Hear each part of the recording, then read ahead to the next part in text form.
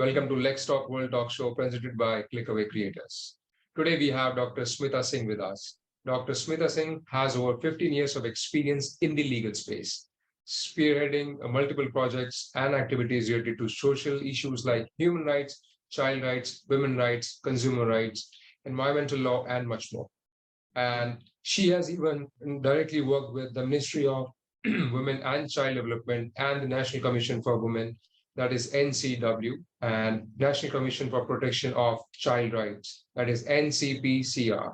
And she is the founder of URJA, which means Uniform Rights and Justice Assured.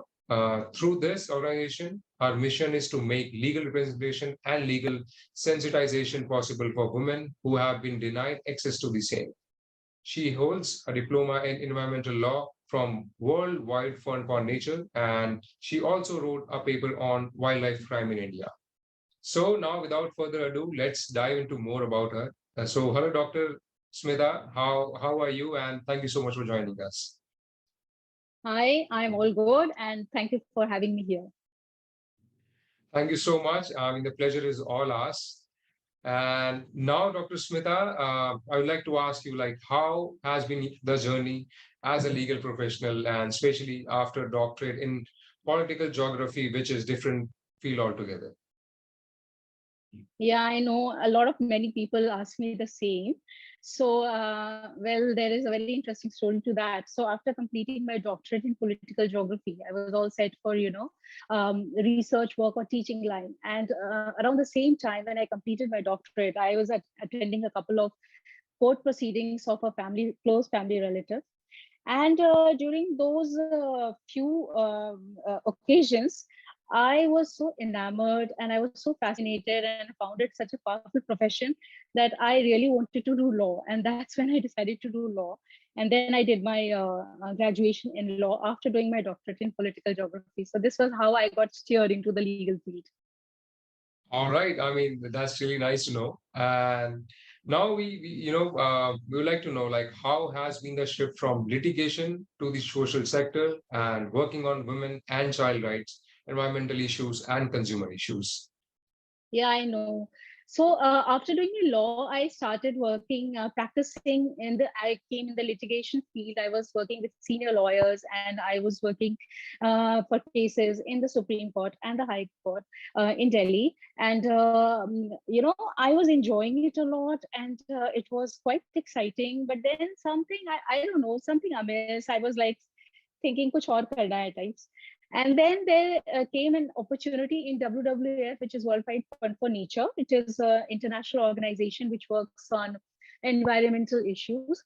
So I actually wanted to do a diploma in environmental law. So I happened to join it because I wanted to study as well as work there and was a faculty as well as a student. And during that tenure, I really started enjoying. And then I also wrote a paper on wildlife crimes in India. And after my tenure got completed in WWF, I joined CORE, which is Consumer Online Resource Empowerment Center, which is again a part of the Ministry of Consumer Affairs and a part of Jabo Grahak Jabo campaign. And it works on mediation and it works on consumer rights and it tries to do mediation between the brands and the consumers. So, and if the mediation fails, the cases are directed to the consumer. So by the time I was in core, I started kind of enjoying the social sector. And it was only when I joined NCW, which is National Commission for Women, and it's a part of Minister of Women and Child Development. I thought, and I like kind of understood, okay, this is my arena, this is my field. I actually want to be in the social sector, work for, the social causes and issues. It gave me immense joy and happiness. And yeah, this is how it happened very organically, but kind of I was very happy, and it has continued ever since. I mean, thank you so much for giving such a, answer with such a great explanation. And now moving forward, please tell us about your NGO that you actually founded, and it is named URJA. So what made you initiate it or think about formulating it, and what are the challenges? Okay, so in my tenure of like working with the social sector for almost 15 years, while doing the conferences and workshops and interacting with so many NGOs all over the nation, and then also talking to these women from various stratas, I realized that there seems to be a gap, and this gap is wide. And URJA, which is like Uniform Rights and Justice for All, is an NGO which is conceptualized with the purpose to bridge the gap. And URJA aims in enabling women to fight against atrocities meted out to them. And then it aims in giving legal aid, legal representation, legal counseling, and hand-holding women, especially from the marginalized community, to help them seek justice and help them get justice. And it aims in bringing a safe environment for women and children. Challenges are many for sure, because in India we see that there seems to be a lot of apprehension. The faith factor is missing. The awareness is missing. Women are not even aware of their rights. What are the rights given to them? I mean, there are various kinds of violence that happens, and they are only aware of the physical violence. I'm talking about most of the women from the disadvantaged groups I'm talking about, and it's based on the interaction that I had with them. They are not even aware that there are violence like psychological violence, economic violence, sexual violence, mental violence. So, the awareness is lacking. The fear factor is very high. Fear with the administration, fear of not being heard, and then coming out of the comfort zone and fighting against fighting for justice. So these are the various challenges. I'm sure these are going to be there, and they have to be tackled and handled with a lot of patience and a lot of consistent effort. Dr. Smita, first of all, I would like to, congratulate you. I mean, the work that you're actually doing, and, being a social activist, and you have started your own NGO. So it's really commendable, the work that you are doing for the women and child protection. So yeah, I mean, it's really nice to know. And it's really rare to see these days. Yeah, thank So you. yeah, now moving forward, please tell us about a complex legal issue that you worked on, and also describe the complexity and tell us how you approached it. Okay, so like there are many, I don't know how to pinpoint one, but right now what I think of, if I can mention one incident, is that when I was working with National Commission for Women, and we had a national conference on the effective implementation of PCP and DT Act in Udaipur. So we had to talk about the legalities of it and why it's not that effective, and about female feticide and infanticide, and issues like that, sensitive issues like that. And the first day, it was a 3-day conference, and the first day there was an attendance of mostly men. Like there were very few female who were like in the audience. And when I asked one of the men, like he asked one of the men, ki, bhai, where are the women folk of the family? So they said, ki gharari aake kya karegi, which is like, what would the wives do? So this is how we were going to face the kind of um, um, uh, attitude, where we were going to talk about a law which was in place for them. And then when we talked to the women there, they said, how can we go against our own family? So these were the challenges. We realized that it's not going to be an easy affair to perforate through the belief system of the people who are so rigid in their thoughts, who don't even know what wrong is happening and what wrong they are doing. So it was very challenging. And it has been like, how to deal with it is just like creating the faith and creating more awareness. This is how we are going to combat such issues. So yeah, I remember this one still vividly. Yeah, I mean, that was really complex. Mhm. And now, moving forward, starting an NGO with a purpose to get uniform justice for all is a huge task and responsibility as well. So, how do you plan to achieve what you have envisaged?